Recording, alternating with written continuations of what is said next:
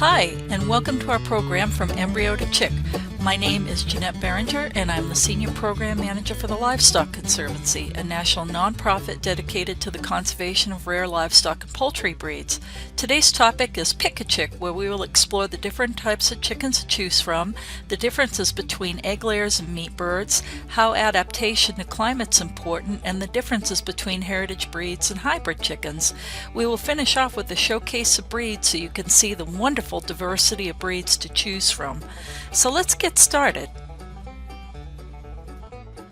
The first thing you want to ask yourself is, why do you want chickens in the first place? This is going to set you up for some decision making on what kind of breeds you're going to get.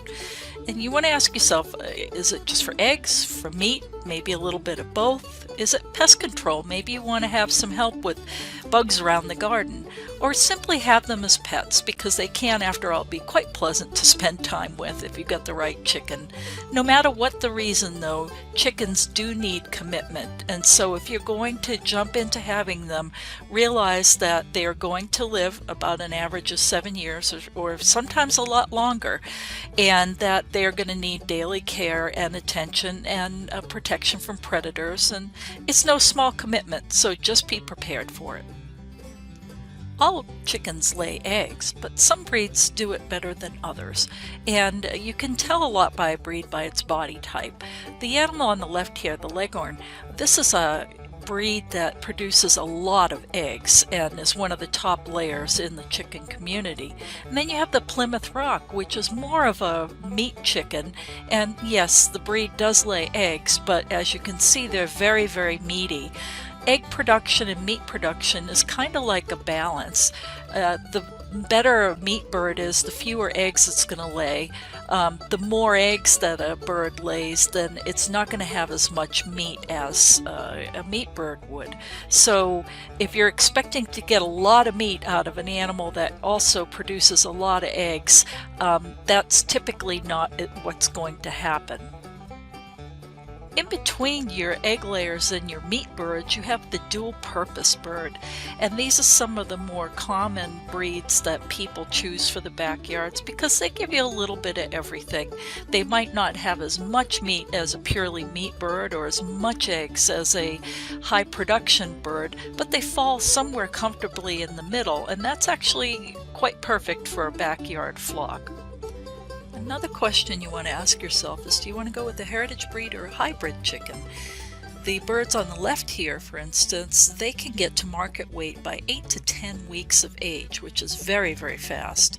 The ones on the right are a combination of the commercial type birds on the left with a heritage breed, and they still grow very fast, but they're going to reach their weight at closer to 12 weeks of age.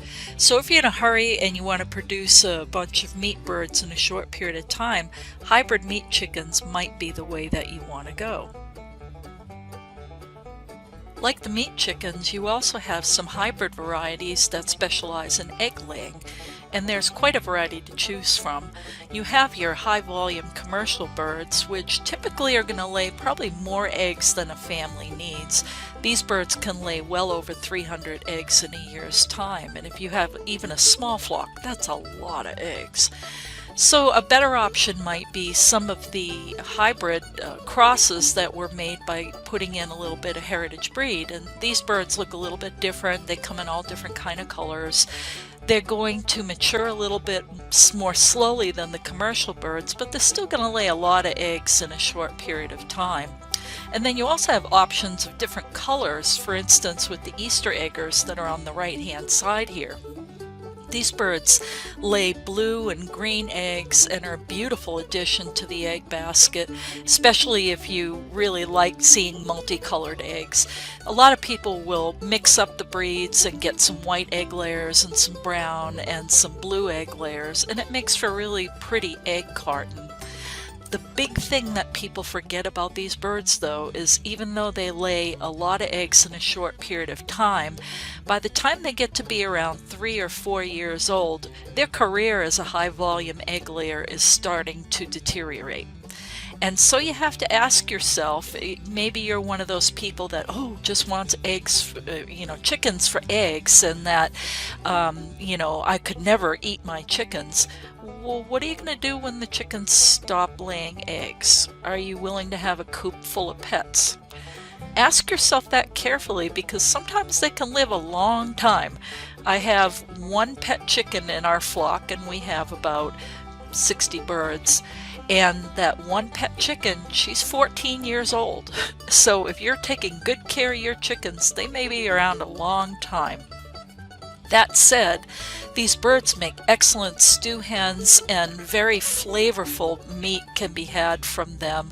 But if you can't process them on your own, you're going to have to figure out who's going to do that and go from there. So think carefully before you say, oh, I just want chickens just for eggs.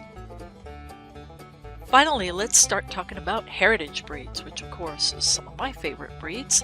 And they're really interesting to get into. If you're looking for a project that has a little more meaning beyond raising food for your family, these animals represent diversity for agriculture that's irreplaceable. And if you're looking for something that's got conservation value, these are the animals that you're going to want to think about. Each one has a history and a story behind them. You have the Faverolles that's in the upper right, and this is a bird that was developed in Normandy. And the French love pretty chickens, but they also were really practical when it came to this breed, and they're actually excellent foragers, and they are very robust and make good meat birds, but also lay a decent amount of eggs. So each one of the breeds has a story behind it, and typically they're pretty robust animals. Many still have the ability to raise their own young. Not all of them. There are some breeds that were developed as non-setters, meaning that they weren't typically going to go broody. The one thing they do all have in common is they're typically slower to grow, and we found that that slow growth equals flavor. And so if you're looking for a wonderful table bird, these heritage breeds are going to represent flavors and experiences that you won't find in the stuff that you're going to find on the shelves at the supermarket.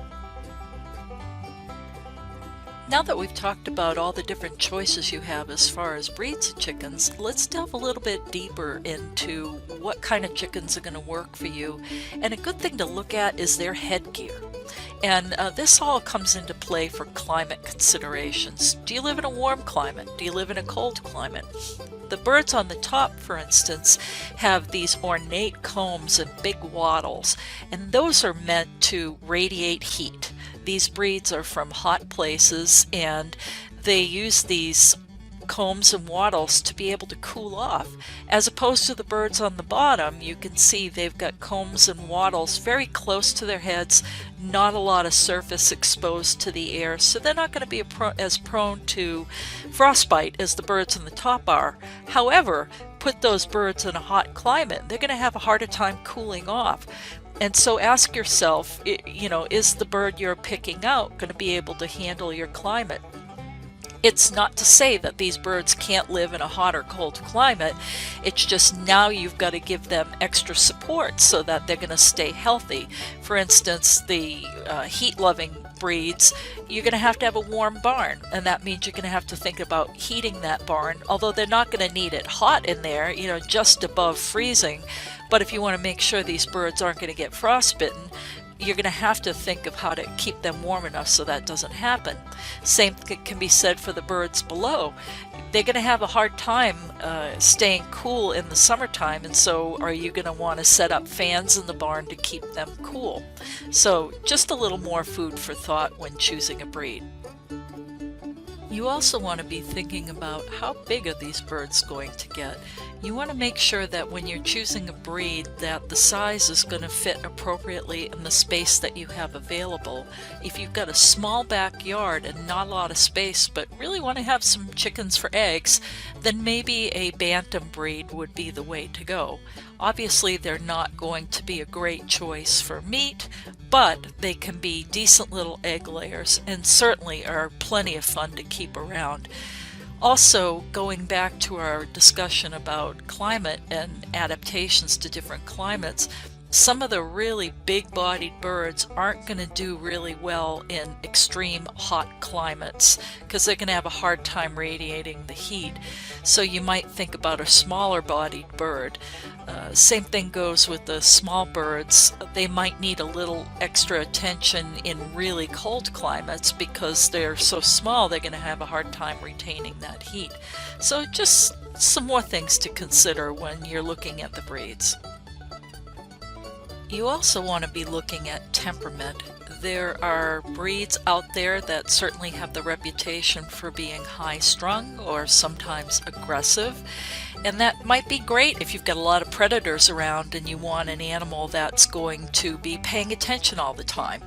And then you have others that are going to be really laid back, easygoing, and maybe thinking more about food than predators being around. And if you've got them well protected in a pen, then that might be a good choice for you too.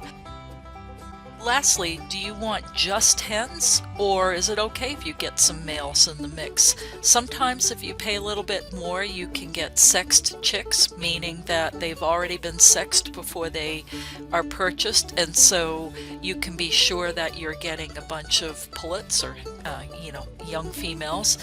Or you can get what's called a straight run, and that is basically left up to luck as to how many hens or roosters that you're eventually going to end up with. So it's up to you. If you happen to be in an urban environment, maybe you need to have them sexed because the neighbors aren't going to appreciate a lot of roosters around.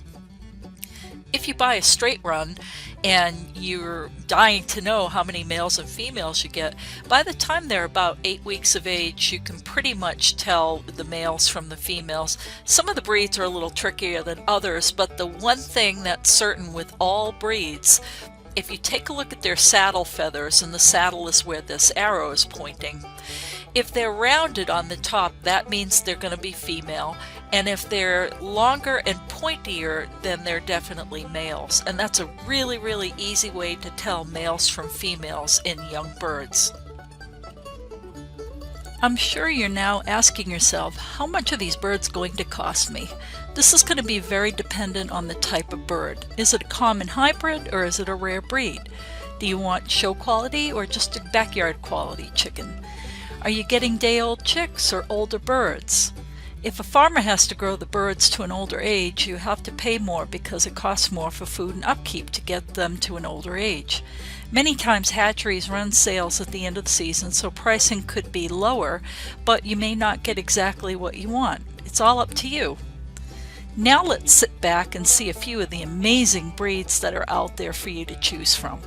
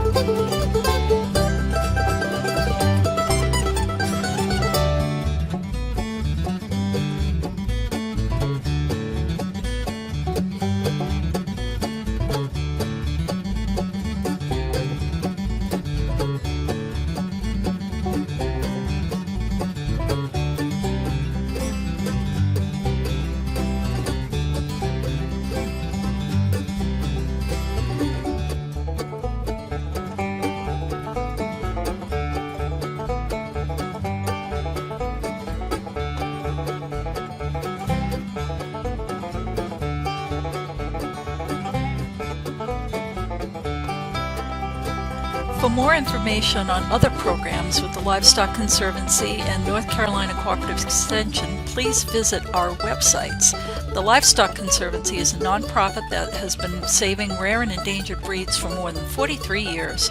Our small staff and large network of volunteer breeders stretches throughout America to identify and protect more than 150 breeds of livestock and poultry, and you can help. Become a member of the Conservancy today and help make sure these irreplaceable genetic treasures are available for tomorrow's food and fiber system. Thank you for joining us today and have a great day. Here's hoping the chicken projects you dream of come true.